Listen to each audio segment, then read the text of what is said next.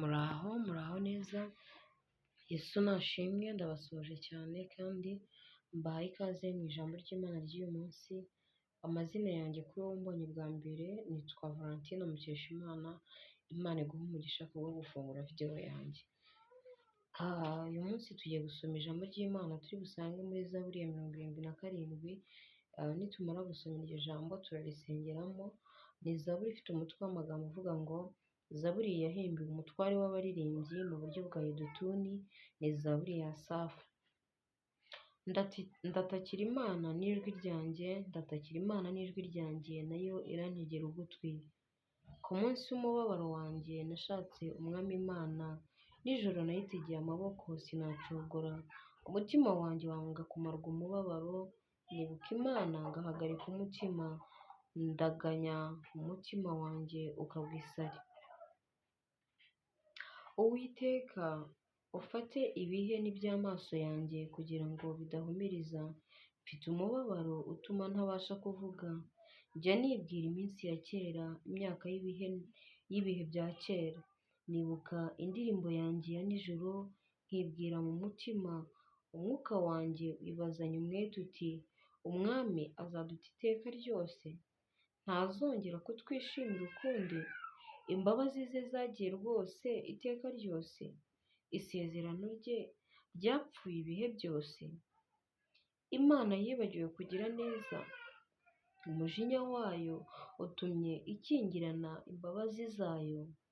Maze ndavuga nti, ibyo ni indwara y'umutima wanjye. Mbega natekereje yuko ukuboko kw'iburyo kw'Isumba byose guhinduka. Maze ndavuga nti, ibyo ni indwara y'umutima wanjye. Mbega natekereje yuko ukuboko kw'Isumba byose guhinduka. Nzibutsa abantu ibikomeye Uwiteka yakoze, kuko nzibuka ibitangaza byawe bya kera, kandi nzibwira ibyo wakoze byose. Nzita ku bikomeye wakoze. Mana, inzira yawe irahera. Ninde Mana ikomeye ihwanye n'Imana rurema?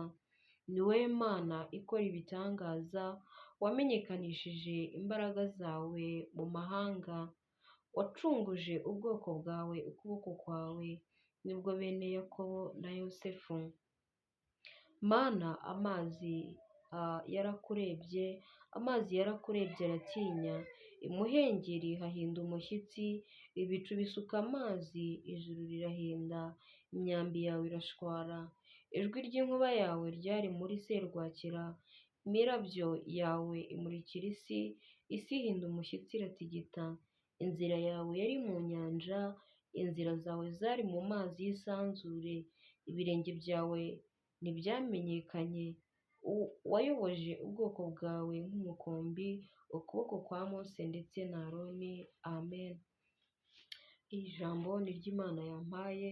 Ni ijambo Imana yampaye kugira ngo nganire nawe ufite agahinda ko mu mutima, kugira ngo nganire nawe ufite ibintu bikubabaje, ufite agahinda ugendana undi muntu atabasha kumenya, cyangwa se undi muntu atabasha kureba ngo abimenye, ariko mu by'ukuri umutima wawe ufite agahinda. Ni ijambo Imana yampaye kugira ngo nkuzanire, wongere wibuke ibikomeye by'Uwiteka Imana yakoze ubwo yakuraga ubwoko bwayo bwa Isiraheli mu gihugu cya Egiputa, igihe bari bageze ahantu batakibona inzira imbere yabo, ndetse inyuma yabo bakahabona ingabo nyinshi zari zije kubarwanya. Ngo Imana irakubwira ngo wibuke uko yaciye inzira aho hantu hatagaragaraga nk'inzira, igakiza ubwoko bwayo. Wongere ngo wibuke ko Imana ariko nawe izagucira inzira aho ubona hatagaragaraga inzira. Kandi iri jambo ndizanye kugira ngo wowe ufite umubabaro wo mu mutima, nkubwire ngo witekereza ko ukuboko kw'iburyo kw'Imana Isumba byose guhinduka, naho isa nkaho yakuretseho gato, naho isa nkaho yagutaye, umwuka n'ubugingo byawe bikaba byibazanya umwete koko ngo ese Imana yaradutaye?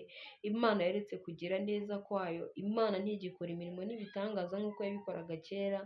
Wowe ufite umubabaro wo mu mutima, ndagira ngo wumve iri jambo kandi urigire iryawe. Imana ifite ububasha, Imana ifite imbaraga, Imana ifite ubushobozi, kandi Imana iragukunda, kandi Imana igufiteho umugambi mwiza. Iri jambo ndizaniye umuntu wese uri mu bihe bikomeye bigoye umutima we, numvise ijwi rimbwira ngo nkubwire ngo hari restoration, hari ukundi kuvunjirwa gushya kugiye kuza ku buzima bwawe, hari ugusubizwa ibyawe wari waranyazwe bigiye kuza mu buzima bwawe, hari kongera kuremerwa inzira nshyashya izazana umunezero mu buzima bwawe, Imana igiye kuzana mu buzima bwawe. Sengera muri iyi zaburi rero ufite umutima utuje kandi usuka amaganya yawe n'amarira yawe imbere y'Imana, kuko ni Imana yabonye amarira yawe ndetse ni Imana ikibona amasengesho yawe, ni Imana ikibona umubabaro wo mu mutima wawe. Ijambo ry'Imana riravuga ngo aba yibutse imirimo ntimugahweme, nawe ntugahweme ndetse ntugacogore kugeza igihe uzakira ibisubizo byawe, ariko umenye neza ko Imana igukunda kandi umenye neza ko ukuboko kwayo kutahindutse no kugira neza kwayo itakuretse, ndetse na rwa rukundo rwinshi yagukundaga umenye ko rutashize.